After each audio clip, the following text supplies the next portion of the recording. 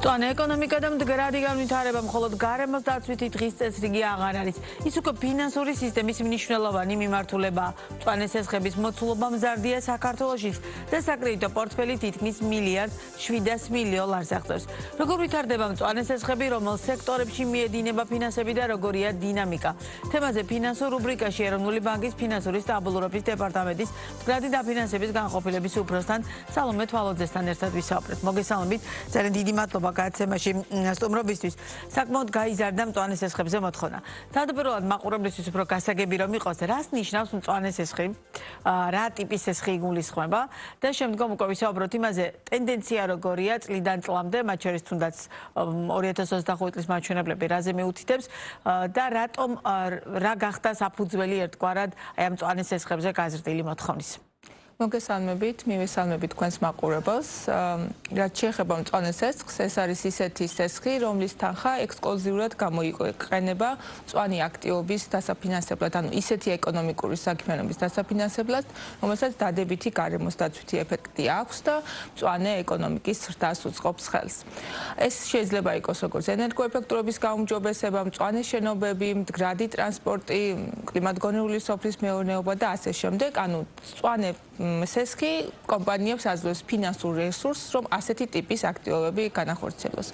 მაგრამ უფრო კონკრეტულად რა იგულისხმება მწვანე აქტივობებში, ანუ როგორ შეიძლება განსაზღვროთ და შევარჩიოთ მწვანე სესხისთვის შესაბამისი აქტივობა. სწორედ ამისთვის ეროვნულმა ბანკმა არაერთი ადგილობრივი თუ საერთაშორისო დაინტერესებული მხარის ჩართულობით მდგრადი დაფინანსების ტაქსონომია შეიმუშავა.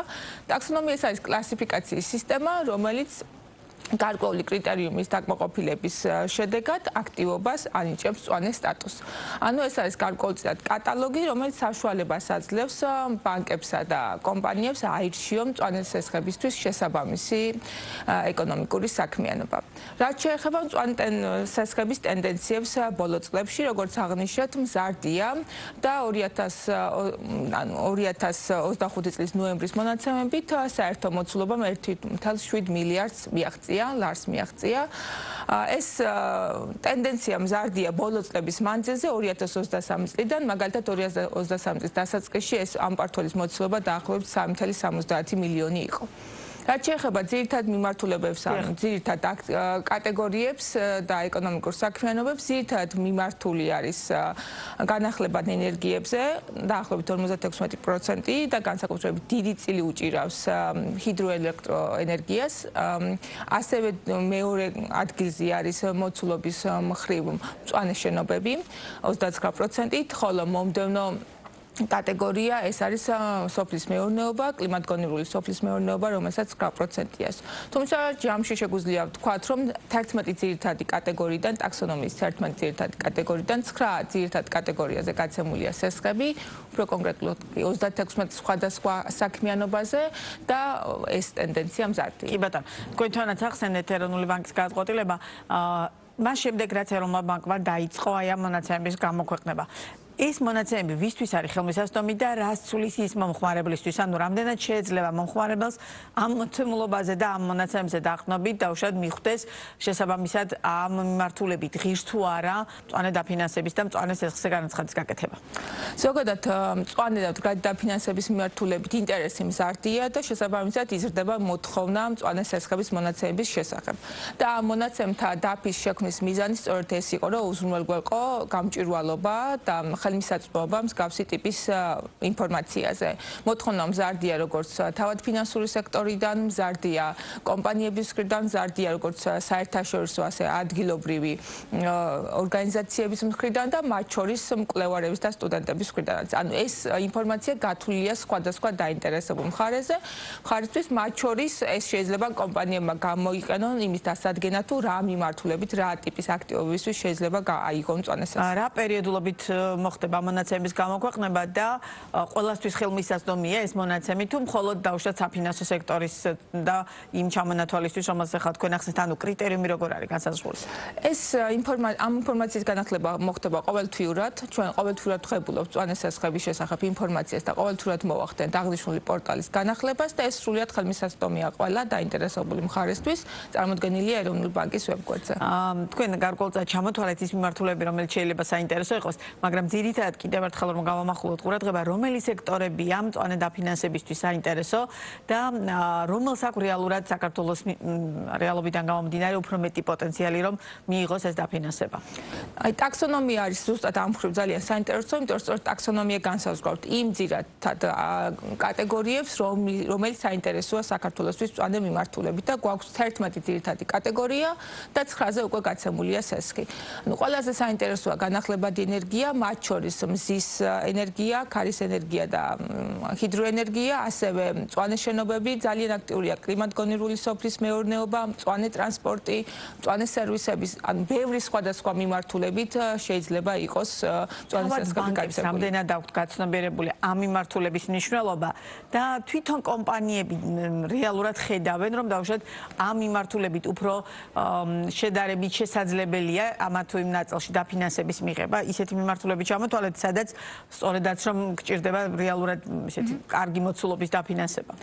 დიახ, ბანკების ინტერესი მზარდია, თუ 2023 წელს როდესაც დავიწყეთ ტაქსონომიის დანერგვა, სულ 3-4 ბანკი იყო, ვინც ტაქსონომიის მიხედვით სესხების სკრინინგს ან კლასიფიკაციას და ანგარიშგებას ახდენდა, დღეს ამ ბანკების რაოდენობა 9 არის. ეს ნათლად მიუთითებს იმაზე, რომ სულ უფრო მეტი ბანკი ნერგავს მდგარი დაფინანსების ტაქსონომიას და ასევე ცნობიერების ზრდის პარალელურად არასაფინანსო სექტორშიც იზრდება მოთხოვნა მწვანე სესხებზე და იმედი გვაქვს, რომ ეს და კიდევ უფრო გაგრძელდება.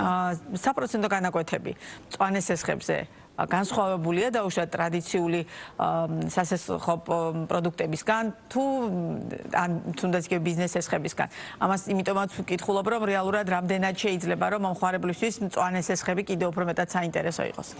პირველ რიგში მინდა აღვნიშნო, რომ მწვანე სესხი, როგორც თქვით, გულისხმობს მწვანე აქტივობის დაფინანსებას და მწვანე აქტივობა თავის მხრივ მოიაზრებს იმას, რომ მარტო სესხის პირობები არ არის მნიშვნელოვანი, სხვა მხრივაც გააჩნია უპირატესობა მწვანე აქტივობის დანერგვას კომპანიებისთვის და ეს უკავშირდება როგორც ხარჯების შემცირებას და ეფექტიანობის ზრდას საშუალოვადიან და მოკლე გრძელვადიან პერიოდში, ასევე მზარდი რეგულაციების მიმართ მზადყოფნას, პოზიციონირებას ბაზარზე და მზარდი მოთხოვნის, ანუ მწვანე პროდუქტების კუთხით მზარდი მოთხოვნის მზადყოფნას და შემდეგ მოდის პირობები, ხო, სასესხო პირობები.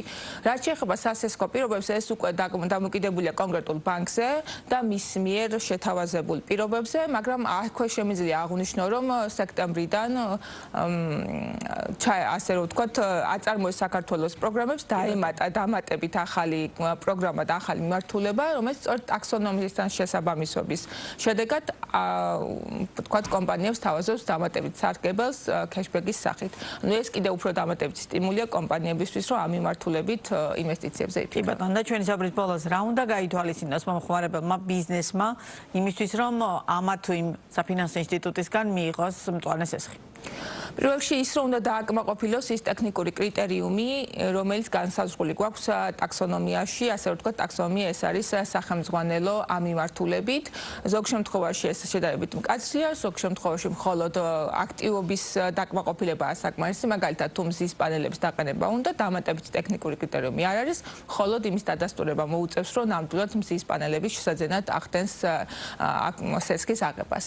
ანუ სრულად ეს ყველაფერი გაწერილია ტაქსონომიაში და დამატებით ბანკები მიაწვდიან მათ ინფორმაციას. და თვითონ ბანკებისთვის აი ამ გადაწყვეტილებით, რომელიც ეროვნულ ბანკმა ტაქსონომიასთან დაკავშირებით მიიღეთ, რა იცვლება და ეს მათთვის რას ართულებს ან პირიქით, რას აიოლებს? ანუ ტაქსონომიამ საშუალება მოგცა და ტაქსონომიის რეგულაციამ, რომ საქართველოში შემოგვეღო მწვანე სესხის საერთო განმარტება. ანუ ყველა ბანკისთვის ეს განმარტება არის საერთო და ყველა ხელმძღვანელობს ტაქსონომიით. ამასთან, თქვა ტაქსონომიის შემოღებამ საშუალება მოგცა, რომ შეგვეგროვებინა შედარებადი თავსებადი სანდო მონაცემები და ის მონაცემთა დაფა, რომელიც დღეს ვახსენეთ, სწორედ ამ მონაცემებს ეყრდნობა. ანუ გამარტივება არის ის, რომ ყველა სარგებლობს საერთო განმარტებით და როცა ვამბობ მწვანე სესხებს, უკვე ყველა ქვეყანაში ვიცით თუ რა იგულისხმება ამაში. კი ბატონო, ძალიან დიდი მადლობა წარმატებებს გისურვებთ.